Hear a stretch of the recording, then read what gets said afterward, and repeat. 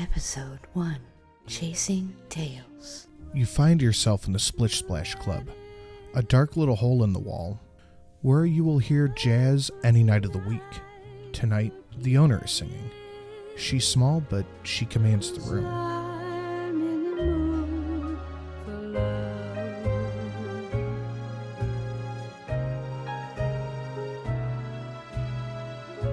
I'm in the mood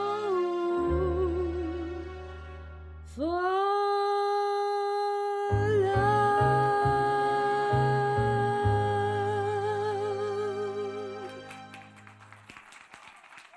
Pinky bows and blows a kiss to the crowd. She saunters off the stage to her dressing room.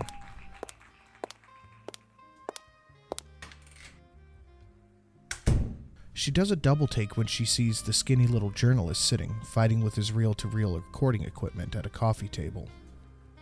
Okay, kid, what can I do for you? The kid stands, clumsily knocking his books off of the table. I am with Revival. We would like to do a story on you, Miss Salmon. You can call me Pinky. What's your name, kid? It's Kevin, ma'am. Well, Kevin, ma'am, what's your poison? Kevin screws up his face like a big dope. Pink sighs and makes him a scotch and soda. She hands it to him. So what do you got, kid? Make with the questions already. She exhales a cloud of smoke over the kid and sits gently in the chair opposite him. Just like that, huh? Hold on. Let me get this thing recording. Pinky watches with an amused smile as he fumbles nervously. Okay, I think it's working. First interview, Pink Salmon, December 7th, 1945. So, Miss Salmon, Pinky, tell me about your work. I work 2 weeks a month, 5 nights a week. I do 2 shows on the weekend. The rest of the time my people run things and get other talent in. It's not bad work if you can get it. So, you in a relationship? You don't waste any time, do you, kid? Pink stands up in a swirl of pink and red feathers. She turns and pours herself a drink. Nah, I don't do relationships. Work keeps me pretty busy. My favorite color is purple. I have a pet named Jacques. I like to swim. My favorite food is burgers and fries. Is that about it? A knock interrupts them. Jack Mason slides into the barely open door and gives Pink a back nod. Jack, darling. The Texan is here. In that case, I have a job for you. Maybe you'd loosen the kid up for me? He says he's here to do an interview. Pink indicates the kid. She makes a drinking motion with her hand, and Jack rubs his hands together and nods. Pink turns, swinging a smoking cigarette in a lazy arc. Listen, kid, I'm gonna leave you in Jack's hands. I got a thing I have to do, but I'll be back. Just do what this man says and we'll talk soon.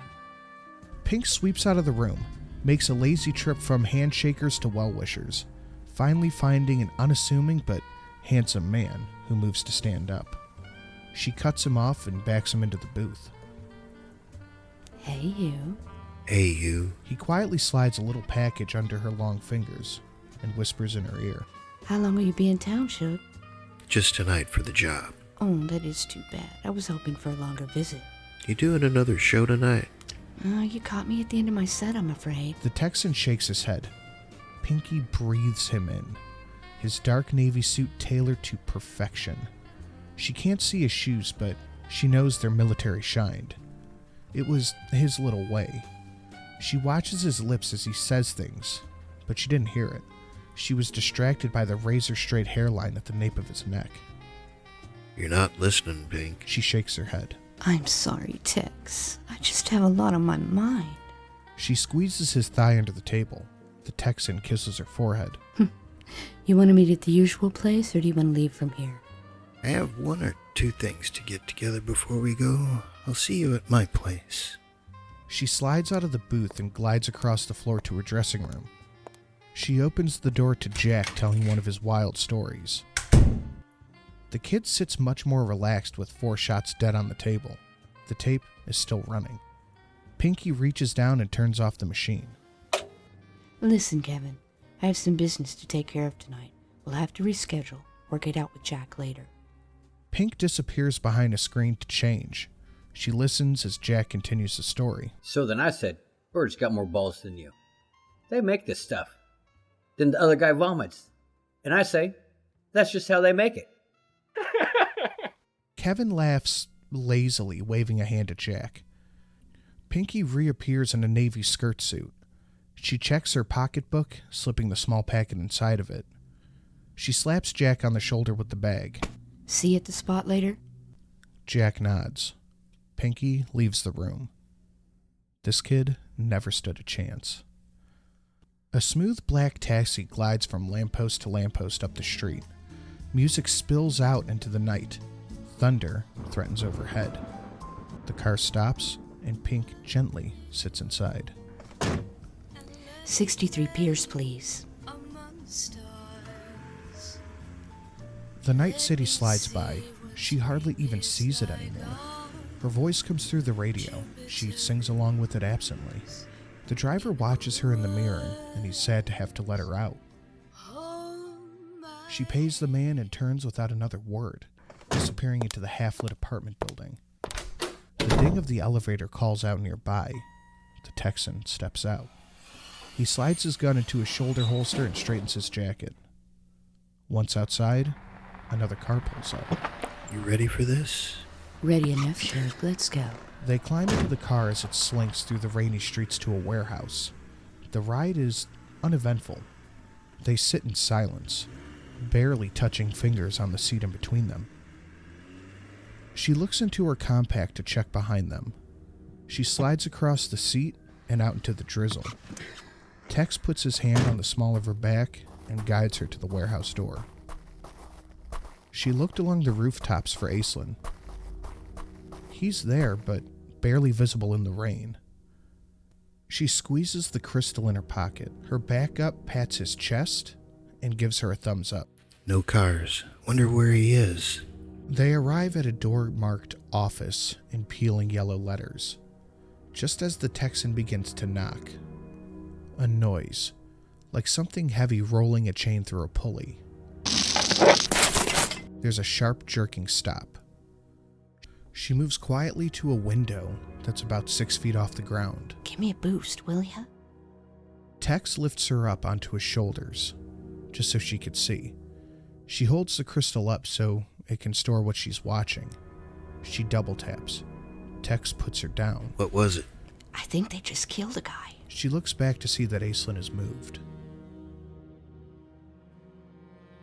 Tex knocks 3 times on a metal door. Rust flaking off over his hands. There's a rustle inside. The sound of chains and some gruff low discussion. A few minutes later, a small door opens at about eye height. We're here to see the little man. They wait in the dark for what seems like 10 minutes. The drizzle begins to soak through. Pink shivers and moves a little bit closer to Tex. He rubs her shoulder but pulls away as the lock to the door unbolts. The man opens the door. He's smaller than the peephole in the door would have indicated. He waves them in with a burly, oversized hand. The space is an open warehouse with catwalks around the perimeter. To one side of the industrial gray-brown room is a very posh, wall-less office. There's a couple of nice chairs, a sofa, and a large desk. A walkie-talkie crackles, a voice coming through giving an all-clear report. She reaches into her handbag and fingers the tiny package that Tex had given her earlier, rubbing the folds on the paper it's wrapped in. She stands primly, clasping her bag in front of her with both hands. There's no sign of the ruckus from earlier, just a chain and a hook swinging noiselessly in the dark. Mr. von Schmaltz? The chair swivels around, and a very small man in a pinstripe suit comes into view. The diminutive German indicates that they should sit. Cigarette. Tex reaches for an open box, pulls 2 and lights them both, hands one over to Pink. Von Schmaltz visibly relaxes. Now turn out your pocketbook, mein Fräulein. There's only a small compact mirror, her matches, and a cigarette case. The package doesn't fall out. Schmaltz raises an eyebrow. Then you must have it on your person, Herr Tex. though I can't see why you required this pretty little thing to come with you. You may have placed her on some danger. He leers. Pinky quietly rolls her eyes. I'll thank you to watch your tone, sir. Schmaltz leans over the desk so aggressively he practically has to stand on it. She stands her ground. He breathes foul breath in her face, smoothing tendrils of her hair with each exhale, her eyes glowing warmly for a split second. He backs off, eyeing her suspiciously. I believe this is what you were looking for? The small package drops onto the table. He picks it up and unwraps it. He looks at the spearhead in the light with his jeweler's glass, looking for the marking that makes it authentic. A gate, green bordered by tiny little chip strikes and the rune mark. Is this really worth 10,000? Was es besonders macht? I can offer it to Moreland. He'll pay twice as much. This time, the little old man did come over the table, spearhead in hand, very close to her throat. Tex stands up and reaches for the gun under his jacket, but a shot rings out in the dark, nicking the padding on his shoulder. I don't have to miss. Comes a voice in the darkness. Tex takes his hand out of his coat and relaxes. I would be very cautious, Herr Tex. The warehouse can be a very dangerous place. Yeah. Do you want the damn thing or not? He backs into the chair and sits down. He waves a stubby hand and a briefcase appears. 10,000. American. As required. Now get the hell out of here. And if I ever see this mouthy Fairline again, I will shut her mouth for her. Tex stands and gently grabs Pink's upper arm. We have another stop to make before I can give you that thing you wanted. Let's skedaddle. They leave, and once in the car, the driver speeds off. After about 10 minutes, gunshots can be heard. The high windows of the warehouse are lighting up like fireworks going off inside. The crystal in her suit pocket vibrates, indicating the job is done. Tex looks her over, and he smiles. Did you really think you could stand up to Schmaltz with no weapons? Did you have to sit down to Schmaltz even though you were armed? Fair. Look, he ruined my suit. Salazar will probably buy you a new one for this. Also a fair point. You need me to be there? Nah, darling, I think I can handle the feds. Alright then, give me your key. You can drop me off at your place. Tex taps the driver and drops his keys into her hand. The driver stops shortly after. She gets out, leaning in the car. And don't keep me waiting long. She smiles. Tex had only known Pinky for a couple of years. Her assignment to him was purely an accident. He'd bumped into her in Bali, in a mermaid show. She didn't have to say a word, her body said plenty. This little lady wriggled right into his heart. She was talented and available, didn't have a lot of hang-ups, but he always felt like there was more to her than just her work for the G-Men. She was tight-lipped for a dame, and maybe he was just imagining it, but things always seemed to work out a little too easily for her. He would give her a workout later for sure, but for now, he had errands to run. Midnight was always his time. Tex rarely slept. It was more convenient this way. As a gumshoe, he always found lurking in the dark an advantage. The secretary at Salazar's office was a corporal. Quiet, quick, and to the point. The door to the dingy gray office opened, and Salazar waltzed in. Tex raises to shake his hand and drops the briefcase onto his desk. Deal's done. You'll be wanting your share, I guess. Any problems? No. You sure? Looks like your shoulder pad took a bullet. Salazar waves at Tex's shoulder. The padding puffed out in a little frozen explosion.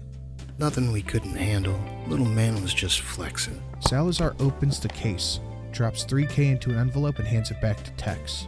Listen, if you need another job in town, you know where to find me. What about anywhere else? Or do you just want a chance to see her again? Who wouldn't? Besides, I missed your last show this week. Buy a record, like anyone else. A voice like that should be heard up close and personal. This time, it was Salazar's turn to smile. Speaking of which, I got business to attend to. Fine, but don't fall in love with her. Dames are all crazy, and she's a fish that doesn't want to get caught. Thanks for the advice. The bedroom is dimly lit by a floor lamp across the room. They're lying in bed, smoking. She puts the cigarette in his mouth and he takes a pull. The storm outside makes the room feel small, closed in. Pink kisses him and gets out of bed. Say, what's the rush? Oh, I have to meet Jack at the spot. I have to talk about my time off coming up. And maybe that kid from the magazine will still be alive to do an interview. But it's 3 a.m. Come back here and take care of it in the morning. Business is business. Besides, I'm dressed already.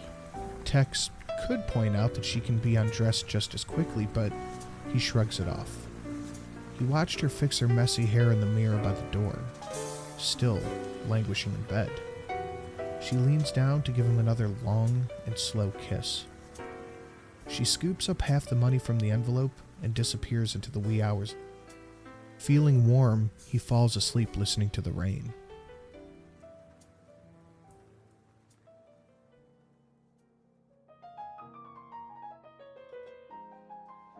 At the spot, things were all quiet. The staff was stacking chairs on tables and cleaning up as Sid played aimlessly on the piano in the background. Pink sat there, eyes closed, just listening. So, you going home for the next 2 weeks? Yeah, gotta dust the place. You know how it is. You sure you won't stay here? It seems kind of lonesome with you gone. You have talent for the whole 2 weeks. The Vandervoss twins alone will rake in the moolah. Or is there something else? Jack looks down at his drink. I don't know. Well, if you get brave enough to tell me, just pick up the phone. I gotta pack. And if the kid comes back, just tell him I changed my mind about giving an interview. Sure thing, Pinks. But you can't run forever. It's worked so far. She swallows the last of the whiskey sour and ambles off into the night. Just as she breaks out into the night, she feels a hand over her mouth, the tight grip of somebody who means business. Unafraid, she sees where this is going to take her. The rough at her back shoves her into a car and squeezes against her, pressing her into another big-shouldered mook already inside.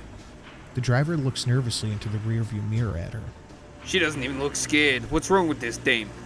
Wyatt, Bruce. She'll be scared soon enough. Pink calmly raises an eyebrow, but she keeps quiet. The barrel of the gun jams into her side, and the rough has her by the arm a little too tightly for her liking. Get your meat hooks off me. I'm not going anywhere. The grip relaxes, but it doesn't stop. You mind if I smoke? It's been a long night already. Sure thing, dawg. Smoke till you blue in the face. Look at her, she ain't even nervous. How are we supposed to intimidate her when she's like this? It's throwing me off. Didn't I tell you to shut up, Bruce? The thug at her elbow squeezes too tightly again. She gives him a look of disdain and sighs, resigning herself to the situation. They pull up to the warehouse that she and Tex had visited earlier. Now she understood. She was hustled out and into the warehouse.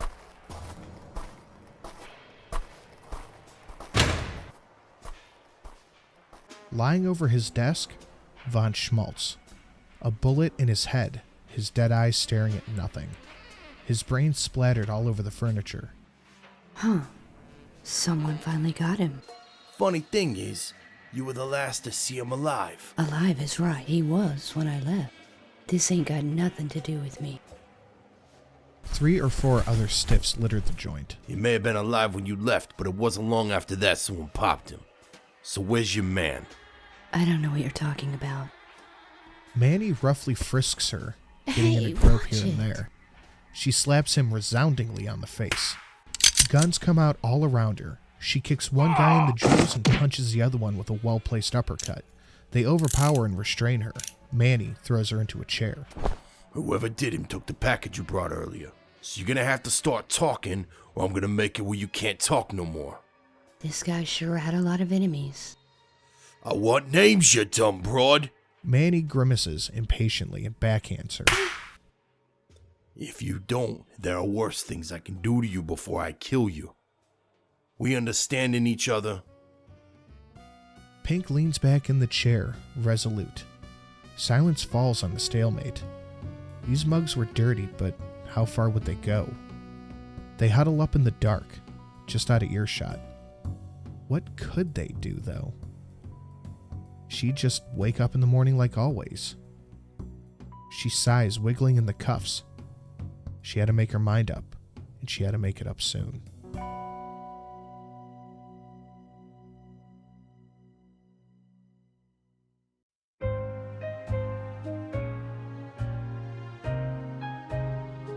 She swallows. I bet she does. She swallows the... Okay, okay. I'm sorry, Tex. I just have a lot on my mind. Let me get this thing recording. Ah, for fuck's sake. Come back here, where I can give you that thing you wanted. Take two, because I keep fucking up. Then you must have it on your person here, Tex. Buy a record. Buy a record. Buy a record. No, please, kill me! Didn't I tell you to shut up, Bruce? Bruce, I told you to shut it. Enough talk out of you, Bruce. Enough out of you, Bruce. Shut it. I don't want to hear another word about it, Bruce.